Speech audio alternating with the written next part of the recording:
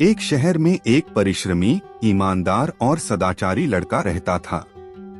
माता पिता, भाई बहन, मित्र, रिश्तेदार सब उसे बहुत प्यार करते थे। सबकी सहायता को तत्पर रहने के कारण पड़ोसी से लेकर सहकर्मी तक उसका सम्मान करते थे। सब कुछ अच्छा था, किंतु जीवन में वह जिस सफलता प्राप्ति का सपना देखा करता था, वह उससे कोसों दूर था। वह दिन रात जी जान लगाकर मेहनत करता, किंतु असफलता ही उसके हाथ लगती। उसका पूरा जीवन ऐसे ही निकल गया और अंत में जीवन चक्र से निकलकर वह कालचक्र में समा गया। चूंकि उसने जीवन में सुकर्म किए थे, इसलिए उसे स्वर्ग की प्राप्ति हुई। देवदूत उसे लेकर स्वर्ग पहुँचे। स्वर्गलोक का अलौकिक सौंदर्य देख वह मंत्रमुग्ध हो गया और देवदूत से बोला, ये कौन सा स्थान है? ये स्वर्गलोक है। तुम्हारे अच्छे कर्म के कारण तुम्हें स्वर्ग में स्थान प्राप्त हुआ है। अब से तुम यहीं रहोगे, देवदूत ने उत्तर दिया। यह सुनकर लड़का खुश हो गया। देवदूत ने उसे वह घर दिखाया जहां उसके रहने की व्यवस्था की गई थी। वह एक आलीशान घर था। इतना आलीशान घर उसने अपने जीवन में कभी नहीं देखा था। देवदूत उसे घर के भीतर लेकर गया और एक एक कर सारे कक्ष दिखाने लगा। सभी कक्ष बहुत सुंदर थे। अंत में वह उसे एक ऐसे कक्ष के पास लेकर गया जिसके सामने स्वप्न कक्ष लिखा हुआ था। जब वे उस कक्ष के अंदर पहुंचे तो लड़का यह देखकर दंग रह गया कि वहां बहुत सारी वस्तुओं के छोटे छोटे प्रतिरूप रखे हुए थे। ये वही वस्तुएं थीं जिन्हें पाने के लिए उसने आजीवन मेहनत की थी, किंतु हासिल नहीं कर पाया था। आलीशान घर, कार, उच्चाधिकारी का पद और ऐसी ही बहुत सी चीजें जो उसके सपनों में ही रह गए थे। वह सोचने लगा कि इन चीजों को पाने के सपने मैंने धरती लोक में देखे थे, किंतु वहां तो ये मुझे मिले नहीं। अब यहाँ इनके छोटे प्रतिरूप इस तरह क्यों रखे हुए हैं? वह अपनी जिज्ञासा पर नियंत्रण नहीं रख पाया और पूछ बैठा, ये सब यहाँ इस तरह, इसके पीछे क्या कारण है? देवदूत ने उसे बताया, मनुष्य अपने जीवन में बहुत से सपने देखता है और उनके पूरा हो जाने की कामना करता है, किंतु कुछ ही सपनों के प्रति वह गंभीर होता है और उन्हें पूरा करने का प्रयास करता है। ईश्वर और ब्रह्मांड मनुष्य के हर सपने पूरा करने की तैयारी करते हैं, लेकिन कई बार असफलता प्राप्ति से हताश होकर और कई बार दृढ़ निश्चय की कमी के कारण मनुष्य उस क्षण प्रयास करना छोड़ देता है जब उसके सपने पूरे होने वाले ही होते हैं। उसके वही अधूरे सपने यहाँ प्रतिरूप के रूप में रखे हुए हैं। तुम्हारे सपने भी यहाँ प्रतिरूप के रूप में रखे हैं। तुमने अंत समय तक हार न मानी होती तो उसे अपने जीवन में प्राप्त कर चुके होते। लड़के को अपने जीवन काल में की गई गलती समझ आ गई, किंतु मृत्यु पश्चात अब वह कुछ नहीं कर सकता था। किसी भी सपने को पूर्ण करने की दिशा में काम करने के पूर्व यह दृढ़ निश्चय कर ले कि चाहे कितनी भी मुश्किलें क्यों न आए, चाहे कितनी बार भी असफलता का सामना क्यों न करना पड़े, अपने सपनों को पूरा करने की दिशा में तब तक प्रयास करते रहेंगे जब तक वे पूरे नहीं हो जाते। अन्यथा समय निकल जाने के बाद यह मलाल रह जाएगा कि काश मैंने थोड़ा प्रयास और किया होता।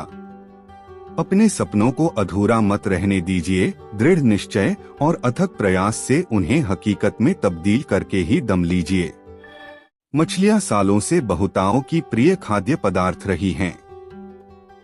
वे इसे अपने भोजन का एक अभिन्न अंग मानते हैं।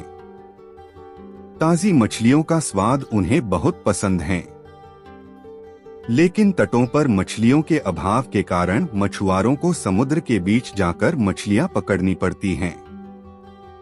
शुरुआती दिनों में जब मछुआरे मछलियां पकड़ने बीच समुद्र में जाते तो वापस आते आते बहुत देर हो जाती और मछलियां बासी हो जाती। यह उनके लिए एक बड़ी समस्या बन गई क्योंकि लोग बासी मछलियां खरीदने से कतराते थे। इस समस्या का निराकरण मछुआरों ने अपनी बोट में फ्रीजर लगवाकर किया। वे मछलियां पकड़ने के बाद उन्हें फ्रीजर में डाल देते थे। इससे मछलियां लंबे समय तक ताजी बनी रहती थी। लेकिन लोगों ने फ्रीजर में रखी मछलियों का स्वाद पहचान लिया। वे ताजी मछलियों की तरह स्वादिष्ट नहीं लगती थी। लोग उन्हें खास पसंद नहीं करते थे और खरीदना नहीं चाहते थे। मछुआरों के मध्य इस समस्या का हल निकालने के लिए फिर से सोच विचार की प्रक्रिया प्रारंभ हुई। आखिरकार इसका हल भी मिल गया। सभी मछुआरों ने अपनी बोट में फिश टैंक बनवा लिया। मछलियां पकड़ने के बाद वे उन्हें पानी से भरे फिश टैंक में डाल देते। इस तरह वे ताजी मछलियां बाजार तक लाने लगे। लेकिन इसमें भी एक समस्या आ खड़ी हुई। फिश टैंक में मछलियां कुछ देर तक इधर उधर विचरण करती, लेकिन ज्यादा जगह न होने के कारण कुछ देर बाद स्थिर हो जाती। मछुआरे जब किनारे तक पहुंचते तो वे सांस तो ले रही होती थी, लेकिन समुद्री जल में स्वतंत्र विचरण करने वाली मछलियों वाला स्वाद उनमें नहीं होता था। लोग चखकर ये अंतर कर लेते थे। ये मछुआरों के लिए फिर से परेशानी का सबब बन गई। इतनी कोशिश करने के बाद भी समस्या का कोई स्थायी हल नहीं निकल पा रहा था। फिर से उनकी बैठक हुई और सोच विचार प्रारंभ हुआ। सोच विचार कर जो हल निकाला गया उसके अनुसार मछुआरों ने मछलियां पकड़कर फिश टैंक में डालना जारी रखा, लेकिन साथ में उन्होंने एक छोटी शार्क मछली भी टैंक में डालनी शुरू कर दी। शार्क मछलियां कुछ मछलियों को मारकर खा जाती थी। इस तरह कुछ हानि मछुआरों को जरूर होती थी, लेकिन जो मछलियां किनारे तक पहुंचती थी उनमें स्फूर्ति और ताजगी बनी रहती थी। ऐसा शार्क मछली के कारण होता था, क्योंकि शार्क मछली के डर से मछलियां पूरे समय अपनी जान बचाने सावधान और चौकन्नी रहती थी। इस तरह टैंक में रहने के बावजूद वे ताजी रहती थीं। इस तरकीब से मछुआरों ने अपनी समस्या का समाधान कर लिया।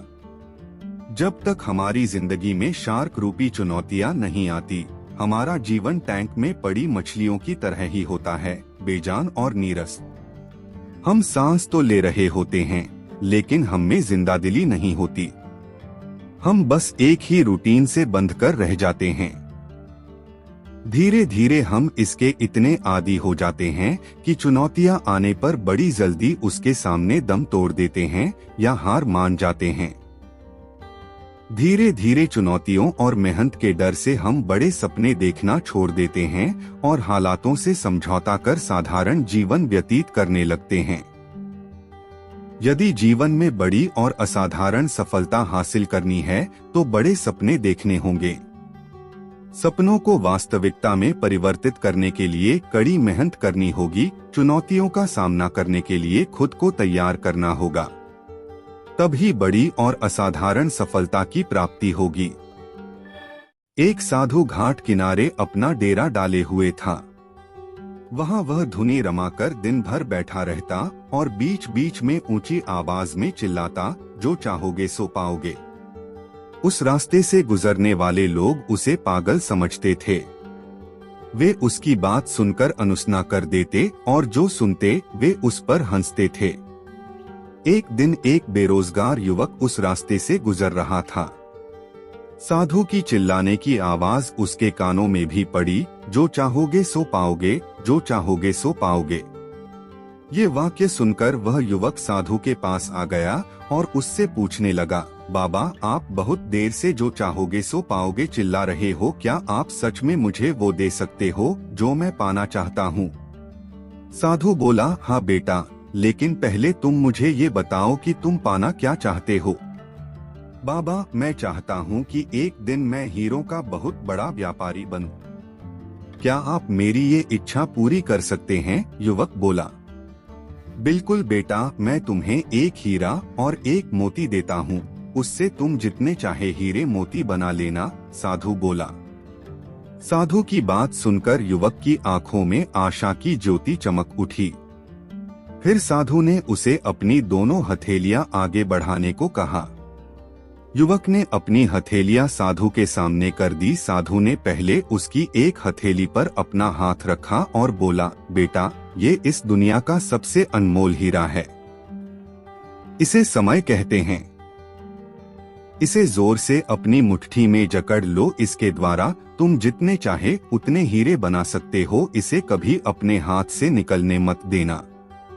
फिर साधु ने अपना दूसरा हाथ युवक की दूसरी हथेली पर रखकर कहा, बेटा, ये दुनिया का सबसे कीमती मोती है। इसे धैर्य कहते हैं। जब किसी कार्य में समय लगाने के बाद भी वांछित परिणाम प्राप्त ना हो तो इस धैर्य नामक मोती को धारण कर लेना। यदि यह मोती तुम्हारे पास है तो तुम दुनिया में जो चाहो वो हासिल कर सकते हो। युवक ने ध्यान से साधु की बात सुनी और उन्हें धन्यवाद कर वहां से चल पड़ा। उसे सफलता प्राप्ति के 2 गुरु मंत्र मिल गए थे। उसने निश्चय किया कि वह कभी अपना समय व्यर्थ नहीं गंवाएगा और सदा धैर्य से काम लेगा। कुछ समय बाद उसने हीरे के एक बड़े व्यापारी के यहाँ काम करना प्रारंभ किया। कुछ वर्षों तक वह दिल लगाकर व्यवसाय का हर गुर सीखता रहा और एक दिन अपनी मेहनत और लगन से अपना सपना साकार करते हुए हीरे का बहुत बड़ा व्यापारी बना। लक्ष्य प्राप्ति के लिए सदा समय और धैर्य नाम के हीरे मोती अपने साथ रखें। अपना समय कभी व्यर्थ ना जाने दें और कठिन समय में धैर्य का दामन ना छोड़ें। सफलता अवश्य प्राप्त होगी। किसी महाद्वीप में हीरों की कई खानों की खोज हो चुकी थी, जहां से बहुतायत में हीरे प्राप्त हुए थे। वहां के एक गांव में रहने वाला किसान अक्सर उन लोगों की कहानियां सुना करता था जिन्होंने हीरों की खान खोजकर अच्छे पैसे कमाए और अमीर बन गए। वह भी हीरे की खान खोजकर अमीर बनना चाहता था। एक दिन अमीर बनने के सपने को साकार करने के लिए उसने अपना खेत बेच दिया और हीरों की खान की खोज में निकल पड़ा। महाद्वीप के लगभग सभी स्थान छान मारने के बाद भी उसे हीरों का कुछ पता नहीं चला। समय गुजरने के साथ उसका मनोबल गिरने लगा। उसे अपना अमीर बनने का सपना टूटता दिखाई देने लगा। वह इतना हताश हो गया कि उसके जीने की तमन्ना ही समाप्त हो गई और एक दिन उसने नदी में कूदकर अपनी जान दे दी। इस दौरान दूसरा किसान, जिसने पहले किसान से उसका खेत खरीदा था, एक दिन उसी खेत के मध्य बहती छोटी नदी पर गया। सहसा उसे नदी के पानी में से एक प्रकाश फूटता दिखाई पड़ा। उसने ध्यान से देखा तो पाया कि नदी के किनारे एक पत्थर पर सूर्य की किरणें पड़ने से वह चमक रहा था। किसान ने झुककर वह पत्थर उठा लिया और घर ले आया। वह एक खूबसूरत पत्थर था। उसने सोचा कि यह सजावट के काम आएगा और उसने उसे घर पर ही सजा लिया। कई दिनों तक वह पत्थर उसके घर पर सजा रहा। एक दिन उसके घर उसका एक मित्र आया। उसने जब वह पत्थर देखा तो हैरान रह गया। उसने किसान से पूछा, मित्र, तुम इस पत्थर की कीमत जानते हो? किसान ने जवाब दिया, नहीं, मेरे ख्याल से ये हीरा है। शायद अब तक खोजे गए हीरों में सबसे बड़ा हीरा, मित्र बोला। किसान के लिए इस बात पर यकीन करना मुश्किल था। उसने अपने मित्र को बताया कि उसे यह पत्थर अपने खेत की नदी के किनारे मिला है। वहां ऐसे और भी पत्थर हो सकते हैं। दोनों खेत पहुंचे और वहां से कुछ पत्थर नमूने के तौर पर चुन लिए। फिर उन्हें जांच के लिए भेज दिया। जब जांच रिपोर्ट आई तो किसान के मित्र की बात सच निकली। वे पत्थर हीरे ही थे। उस खेत में हीरों का भंडार था। वह उस समय की खोजी गई सबसे कीमती हीरे की खदान थी। दूसरा किसान उस खदान की वजह से मालामाल हो गया। पहला किसान महाद्वीप में दर दर भटका और अंत में जान दे दी, जबकि हीरे की खान उसके अपने खेत में उसके कदमों तले थी। इस कहानी में हीरे पहले किसान के कदमों तले ही थे, लेकिन वह उन्हें पहचान नहीं पाया और उनकी खोज में भटकता रहा। ठीक वैसे ही हम भी सफलता प्राप्ति के लिए अच्छे अवसरों की तलाश में भटकते रहते हैं। हम उन अवसरों को पहचान नहीं पाते या पहचान कर भी महत्व नहीं देते जो हमारे आसपास ही छुपे रहते हैं। जीवन में सफल होना है तो आवश्यकता है बुद्धिमानी और परख से उन अवसरों को पहचानने की और धैर्य से अनवरत कार्य करने की। सफलता निश्चित होगी। एक बार एक वैज्ञानिक ने शारीरिक बदलाव की क्षमता की जांच के लिए एक शोध किया। शोध में एक मेंढक लिया गया और उसे एक कांच के जार में डाल दिया गया। फिर जार में पानी भरकर उसे गर्म किया जाने लगा। जार में ढक्कन नहीं लगाया गया था ताकि जब पानी का गर्म ताप मेंढक की सहन शक्ति से बाहर हो जाए तो वह कूदकर बाहर आ सके। प्रारंभ में मेंढक शांति से पानी में बैठा रहा। जैसे पानी का तापमान बढ़ना प्रारंभ हुआ, मेंढक में कुछ हलचल सी हुई। उसे समझ में तो आ गया कि वो जिस पानी में बैठा है वो हल्का गर्म सा लग रहा है, लेकिन कूदकर बाहर निकलने के स्थान पर वो अपने शरीर की ऊर्जा बढ़े हुए तापमान से तालमेल बैठाने में लगा। पानी थोड़ा और गर्म हुआ। मेंढक को पहले से अधिक बेचैनी महसूस हुई, लेकिन वह बेचैनी उसकी सहन शक्ति की सीमा के भीतर ही थी। इसलिए वह पानी से बाहर नहीं कूदा, बल्कि अपने शरीर की ऊर्जा उस गर्म पानी से तालमेल बैठाने में लगाने लगा। धीरे धीरे पानी और ज्यादा गर्म होता गया और मेंढक अपने शरीर की अधिक ऊर्जा पानी के बढ़े हुए तापमान से तालमेल बैठाने में लगाता रहा। जब पानी उबलने लगा तो मेंढक की जान पर बन आई। अब उसकी सहन शक्ति जवाब दे चुकी थी। उसने जार से बाहर कूदने के लिए अपने शरीर की शक्ति बटोरी, लेकिन वह पहले ही शरीर की समस्त ऊर्जा धीरे धीरे उबलते पानी से तालमेल बैठाने में लगा चुका था। अब उसके शरीर में जार से बाहर कूदने की ऊर्जा शेष नहीं थी। वह जार से बाहर कूदने में नाकाम रहा और उसी जार में मर गया। यदि समय रहते उसने अपने शरीर की ऊर्जा का प्रयोग जार से बाहर कूदने में किया होता तो वह जीवित होता। हमारे जीवन में भी ऐसा होता है। अक्सर परिस्थितियां विपरीत होने पर हम उसे सुधारने या उससे बाहर निकलने का प्रयास न कर उससे तालमेल बैठाने में लग जाते हैं। हमारी आंख तब खुलती है जब परिस्थितियां बेकाबू हो जाती है और हम पछताते रह जाते हैं कि समय रहते हमने कोई प्रयास क्यों नहीं किया। इसलिए प्रारंभिक अनुभव होते ही परिस्थितियां सुधारने की कार्यवाही प्रारंभ कर दे और जब समझ आ जाए कि अब इन्हें संभालना मुश्किल है तो उससे बाहर निकल जाएं। परिस्थितियों से लड़ना आवश्यक है, लेकिन समय रहते उससे बाहर निकल जाना बुद्धिमानी है।